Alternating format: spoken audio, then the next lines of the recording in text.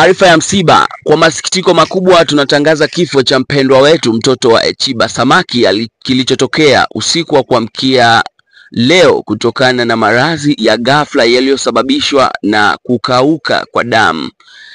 Marehemu alikuwa na afya njema hadi maradhi hayo ya ghafla yalipompata na kufariki dunia akiwa mikononi mwa familia yake.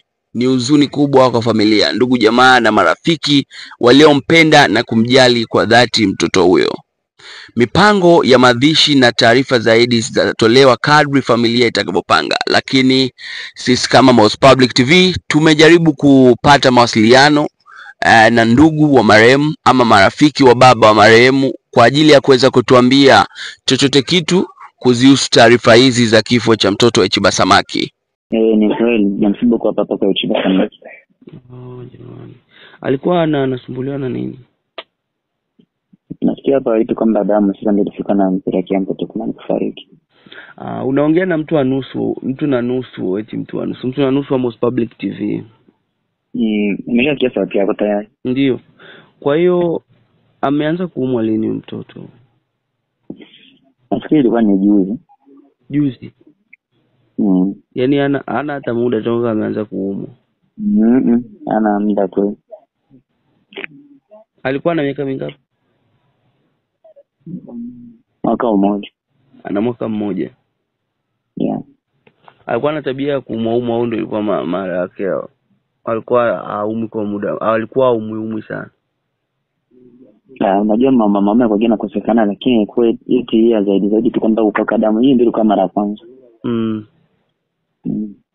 Ugonjwa wa kukauka damu wanahitaji huo kitaalamu. Na kama naita kama ni ndio sickle. Ya itakuwa sickle. Hiyo wanasemaga SS. Lakini sasa mwenyewe uko SS unaona ni kila wakati. Ni kawaida yake wa SS. SS ni kawaida, ina maana huo ni tuseme ilitokea ghafla tu. Yeah. Okay. Pole sana. Utaratibu wa mazishi uko vipi? Ndio bado anapangilia hapa. Asante sana kwa kuwa na sisi. Moz Public TV tutaendelea kuwa pamoja na familia kwa faraja na maombi katika kipindi hiki kigumu. Bwana alitoa, Bwana ametoa. Jina lake Bwana libarikiwe. Kama ni mara ya kwanza kutembelea YouTube channel yetu, tafadhali subscribe, like, share na comment. Moz Public TV. Sisi ni sisi.